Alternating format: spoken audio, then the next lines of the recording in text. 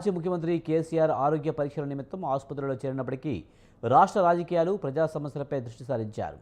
సోమాజిగూడలోని యశోద ఆసుపత్రిలో చికిత్స పొందుతున్న ఆయన తనను పరామర్శించేందుకు వచ్చిన పార్టీ ముఖ్య నేతలతో సమీక్ష నిర్వహించారు.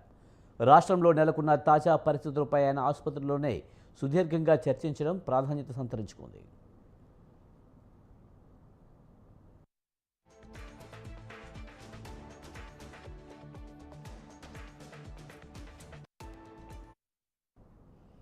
ఆయనను పరామర్శించేందుకు కేటీఆర్, హరీష్ రావుతో పాటు పలువురు ఎమ్మెల్యేలు, మాజీ ఎమ్మెల్యేలు, పార్టీ సీనియర్ నాయకులు ఆసుపత్రికి తరలివచ్చారు. ఈ సందర్భంగా వారితో ముచ్చటించిన కేసీఆర్ రాష్ట్రంలోని రైతుల ఇబ్బందులు, వ్యవసాయ రంగంలోని సంక్షోభం, సాగునీటి సమస్యలు వంటి అంశాలపై ఆరా తీశారు.